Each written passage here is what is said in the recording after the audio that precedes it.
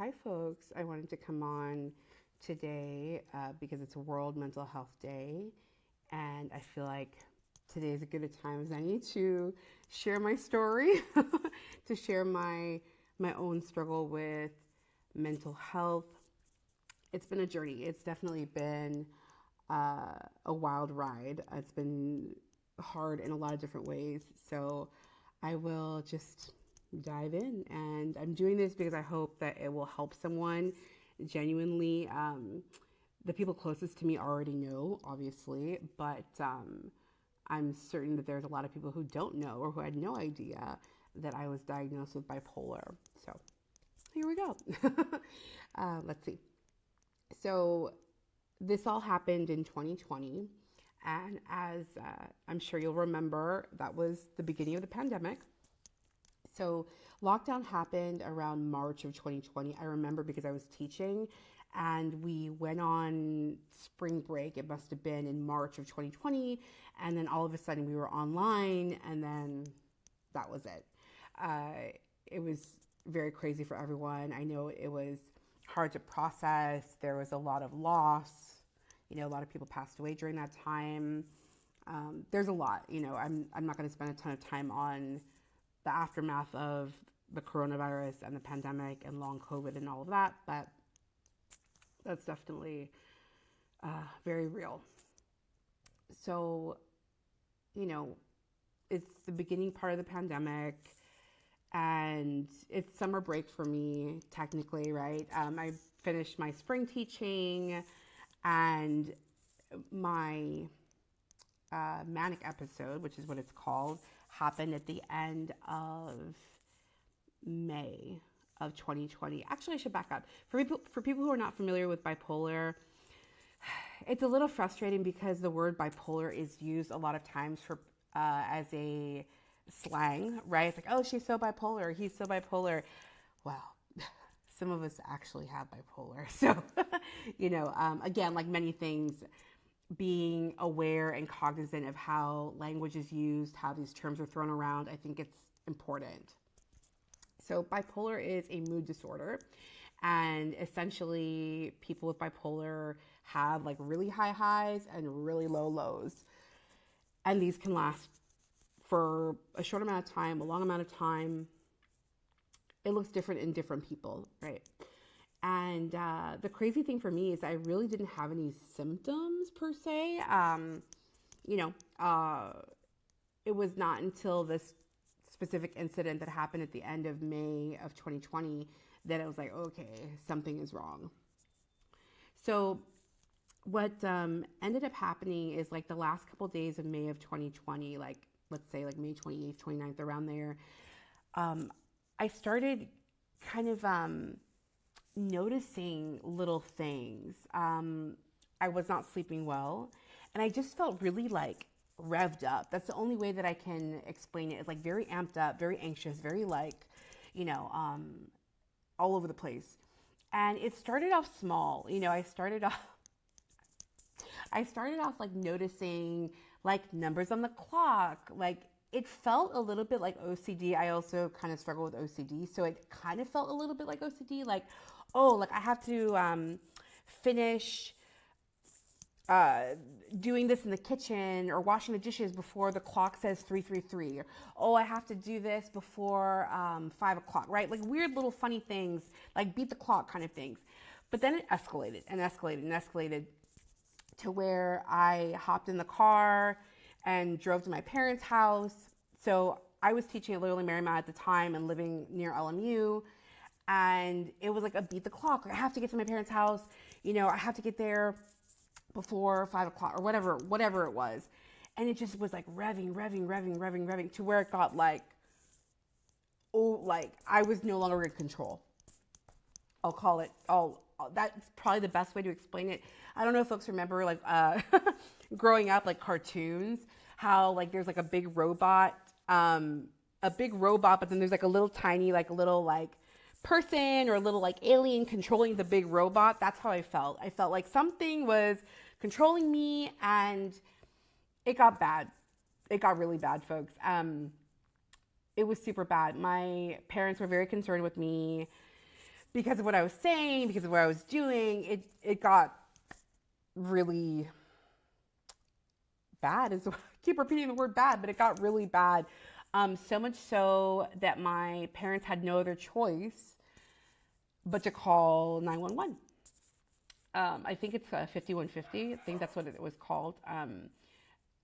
And, this is a side note. So unfortunately in the US, we don't have the kind of resources, infrastructure, etc. Like when someone's having, what I'm trying to get at is when someone's having a mental health crisis, basically 911 is kind of the only place you can call. I know now like there's starting to be some different resources like mental health professionals, emergency professionals that deal specifically in mental health. But in the moment, my parents were desperate. They called 911 and the police showed up and the paramedics showed up.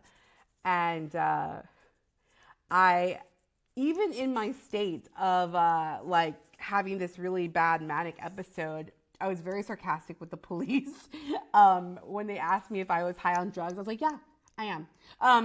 Not a good idea, but that is me being sarcastic. And so anyway, I'm throwing in humor here because I'm trying not to cry, so bear with me. This is hard. This is hard to kind of put out there and share, but again, I'm hoping this will be helpful for someone out there. So long story short, I was hospitalized. I was taken to Sinai. Time is very blurry. I will say that. So bear with me as far as I'm telling the story, retelling the story, because the timing of things is a little bit blurry for me. I was in Cedars, in emergency, I think for a day or two, again, not really sure, but I was then transported to a mental health facility in Alhambra. By the way, that is a terrible place. I think it's like BHC Alhambra. Why do I say that? Because their, psychologists, psychiatrists, whatever, their staff there is horrible. I won't get into all that, but it was a very bad experience. The worst part being, they didn't diagnose me, if you can believe it. I was not given a diagnosis at the end of that first hospitalization. So I kind of begged and pleaded to go home. I was only allowed to call my family. I think it was like once a day for like not even 5 minutes.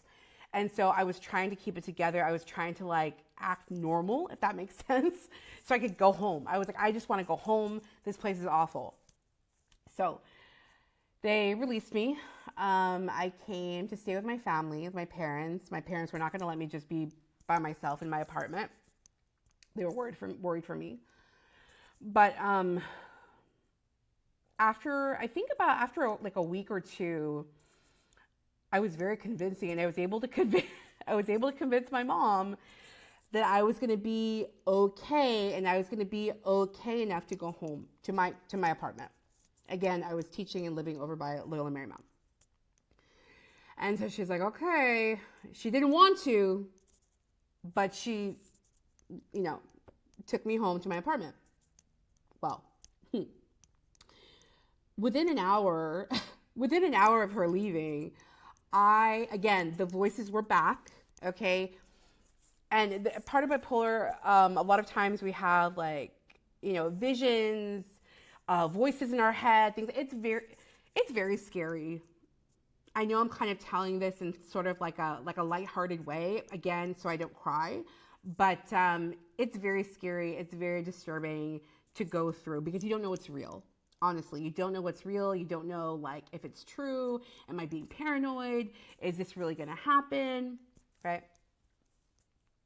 I'm not even going to go deep into that stuff because it's just too hard, folks. But anyway, back to the main story.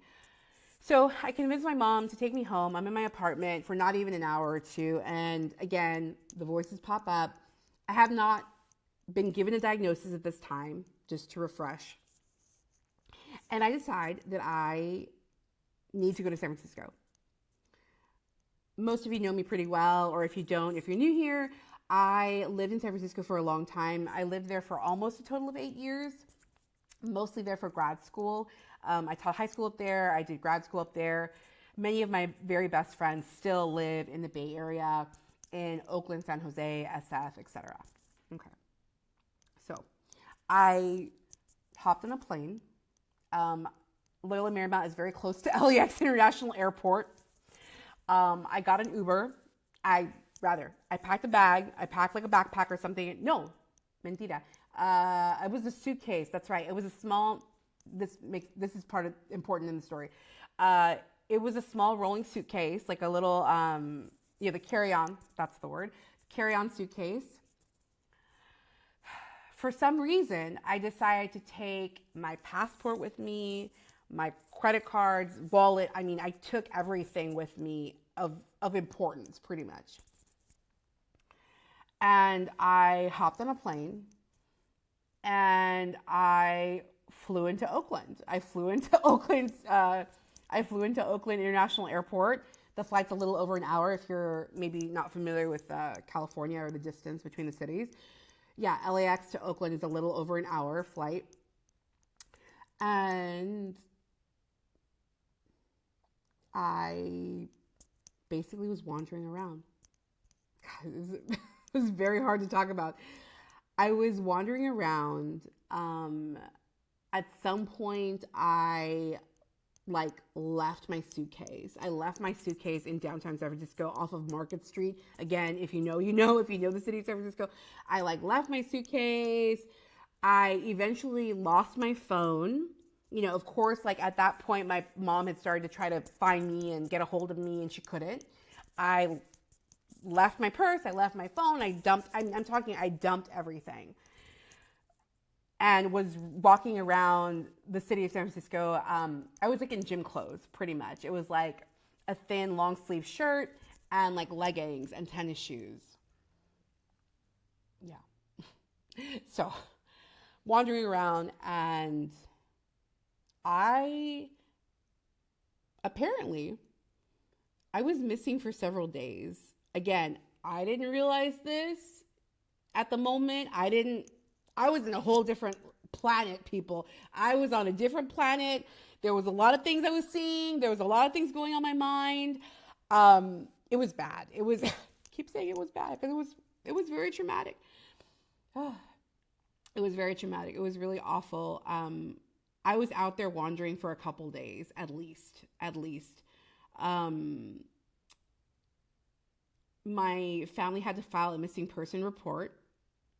At this point, my mom had reached out to my friends, the ones that she had a phone number for. She was calling them, texting them, messaging on Facebook, messaging on every which way she could to see if anyone had talked to me, if anyone had heard from me in the last however many days. Yeah.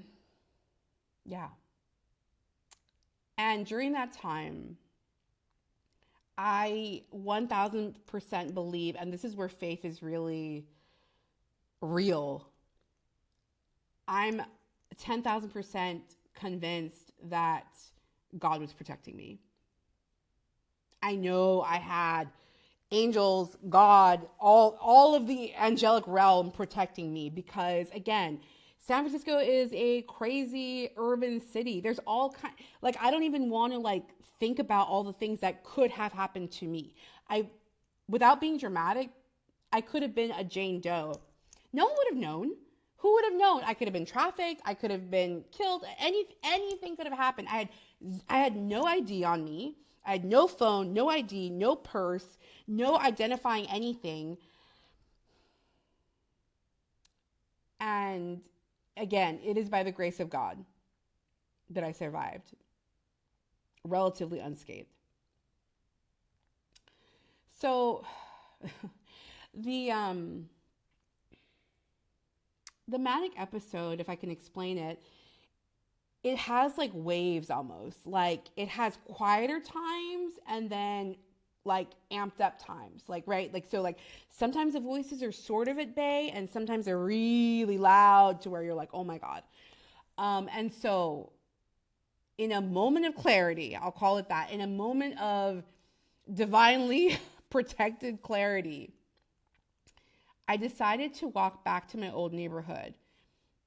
I don't even know how I walked back from where I was. So I landed in Oakland. At some point, I took an Uber before I lost my before I lost my phone. Then I was in San Francisco. Anyway, long story short, I walked from Embarcadero. Again, if you know, you know. I walked from Embarcadero to like 9th and Irving area, which is the area that I used to live in way back when I lived in San Francisco. And again, I don't have a cell phone. I don't have a way to call anyone. And in a moment of clarity, I was like, oh, they have phones at the cell phone store. People, we can't make this up. I saw T-Mobile and I walked into T-Mobile and I said, hi, I need some help. I need to call my mom. And they were very, very nice. And they're like, oh my gosh, like, of course, sure. So they used, their what is it, their store phone, their landline. And I called home and my mom answered and was like, Lauren, oh my God. Right. As you can imagine, as a mother, hearing my voice, hearing me reach out to her after being missing, it was very intense. And again, I 1,000,000% believe it was by the grace of God and I was divinely protected all of those days. Yeah. So, and the way things happen, it's kind of incredible. So it just so happens that one of my best friends is a nurse. Not just any nurse. She is a psychiatric nurse. So, again, backtracking, my mom had already like put everybody on alert, right? My mom had already like contacted my closest friends. She had contacted my closest friends. She said, if you hear from her, right, everyone's on alert, waiting to hear from me. So as I'm on the phone with my mom, I find this out later, of course, my brother is calling this friend who happens to live in the area. I'm not kidding, folks. Like so close, like literally 5 minutes, not even 5 minutes later, this friend that I'm talking about shows up at the T-Mobile. And at this point, I am so exhausted and I'm so like overwhelmed that I was like, oh my God, yeah. Like I gave her a huge hug. I was like, oh my God, yeah. I was so beyond happy to see, someone that I love and care for, my friends right in front of me. Oh my God. So she took me to her house. A few of our other friends were there and they said, Lauren, you really need to go see the doctor. We're worried about you. I said, yeah. I was like, yeah, I need to see the doctor. And so, again, by the grace of God, UCSF, the UC San Francisco Medical Center, they have a great psychiatric program. Who knew? Yes. So that was my second hospitalization. UCSF was amazing. They actually helped me. Their psychiatrist actually listened to me and I got the support and help that I needed. I was put on medication. I needed to be on medication. I'm still on medication. And that's okay, But again, I'm sharing all of this because we never know what people are going through. It has been a very long process. It has been a very long healing process. All of this happened in 2020. I would say it took me at least a year, maybe more like a year and a half of healing, of slow healing. And by healing, meaning I couldn't work. I was basically just like doing therapy, reading self-help books, reading inspirational books, and coloring, journaling. That's kind of what I was, that's what I spent my time doing to heal. And folks who know that I'm a professor, okay? So I have to say, my mind, right? My thinking, my brain, my mind, my intelligence is something that I really value, if that makes sense. And the thought of not being able to do that kind of work again was really heartbreaking. I'm not gonna lie. Like I thought, and I at some point I believed and thought that I was not gonna get better. I really thought, I'm like, I don't know if I'm ever gonna be able to teach again. Um, so yes, friends, this is my story. This is my story. This is the journey. To this day, I still have therapy. I have psychology every week, and I meet with a psychiatrist once a month. I take medication every evening, and I'm grateful. It's sort of, I don't know if I can. I don't know how to explain this well and explain this properly, but I'm kind of grateful that I went through all of that, because what I learned is that my family and my closest friends really do love me no matter what. We hear that, oh yeah, my ride or dies, my ride or dies. Oh yeah, my family's got my back, da da da da da da da. It's like, sure, they should, right? Going through all this, feeling like an utter disaster, feeling like a total mess and a total disaster, feeling useless, feeling like the worst of the worst, like crazy, like literally insane.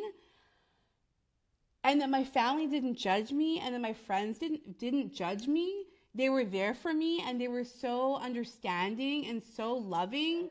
Like I don't have words, I don't have words to really express. Oh, I didn't want to cry. I don't have words to express like what that feels like and what that means for me. And so as I wrap up, please take care of your mental health. Reach out for help, ask for help, speak up, don't feel ashamed, seek out those resources. Insurance companies, I know it's kind of challenging sometimes, but there are really good therapists out there. And now we have things like BetterHelp and these apps where you can talk to a therapist. If you want to kind of do it from home, there's options for that. But most importantly, take care of yourself, take care of your mental health. It's super important. It's super, super important, because if you're not feeling good, honestly, nothing else matters. Okay. And that was another big lesson. It's like, okay, everything else has to be put on pause. Everything else can wait, because I am trying to recuperate myself right now. And I'm happy to report that here we are. It's fall 2024. I have been teaching. I've been back to teaching since late 2021. My students are amazing, and I'm always advocating for their mental health.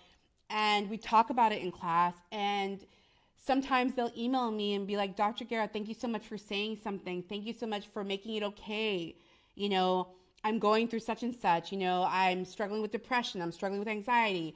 My dad really has a hard time with depression. Whatever it may be, the fact that they share that with me means the world to me. And I always tell them, it's okay to ask for help. It doesn't make you weak. There's nothing like wrong with you.